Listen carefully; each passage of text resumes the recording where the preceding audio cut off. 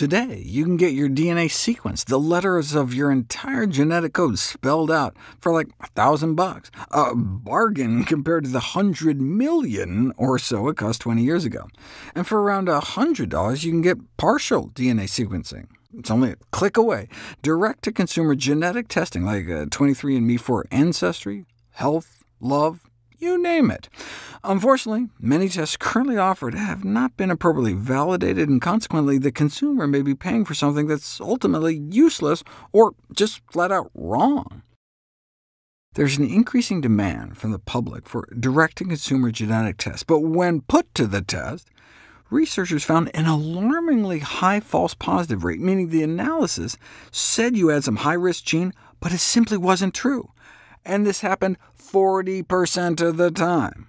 Like they said you had the Angelina Jolie BRCA breast cancer genes, but it wasn't true. And in addition to the 40% false positive rate, some variants they did identify correctly were misclassified as being high risk, when in actuality they weren't high risk at all. You can see how it's in these companies' best interest to give you scary outlier results so you'll think the money was worth it and pay for additional testing.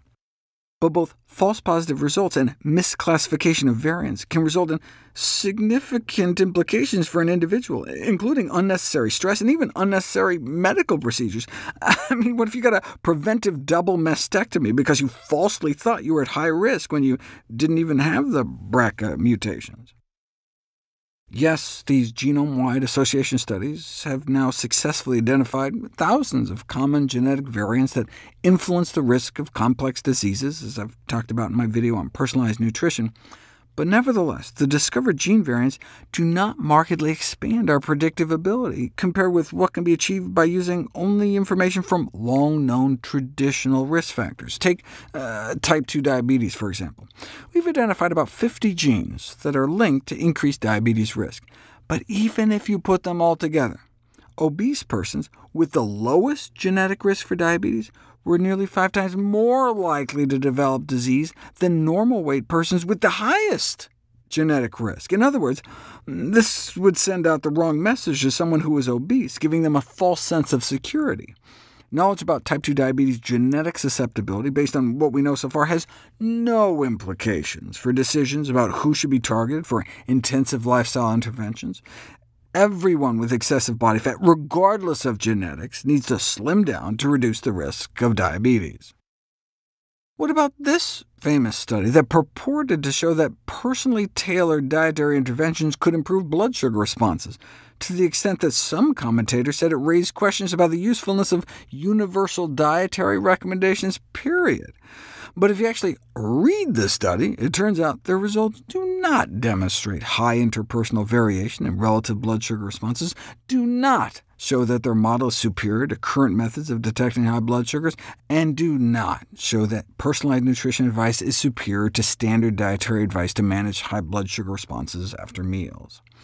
But hey, what about personalized genetic risk counseling just to at least motivate diabetes prevention?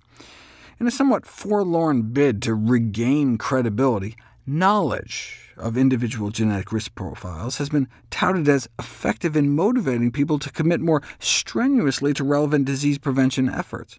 Here again, however, available evidence does not support the claims. And indeed, it did not seem to help those at risk for diabetes.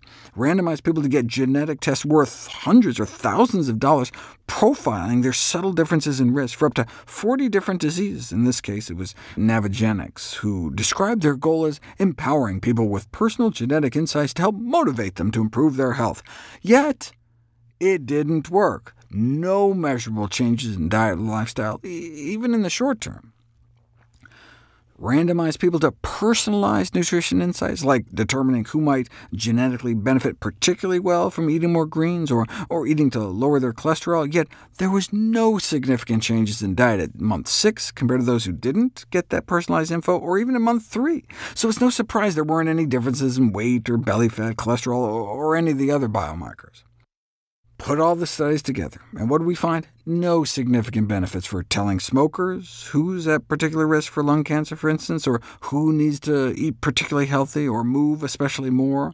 Bottom line is that expectations that communicating DNA-based risk estimates changes behavior is not supported by existing evidence.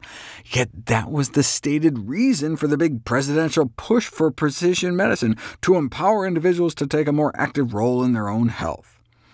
It's no surprise that the theme of personal empowerment is invoked. It's great for marketing, but it's not particularly empowering. In fact, if anything, it leaves patients even more reliant on authority, and it's not even very personal, since the genetic contributions we know of are so small compared to how we actually live our lives. Why, then, is patient empowerment emphasized as its cardinal virtue? Because it exploits the appeal to generate political and public support for an increasingly industrialized medical-industrial scientific complex which moves literally trillions of dollars around the globe. This isn't some grand conspiracy theory, it's just the way the system works. Healthy living directly threatens many powerful corporations. I mean, eat less sugar, eat less meat, and healthier populations do nothing but lower the demand for doctors and drugs.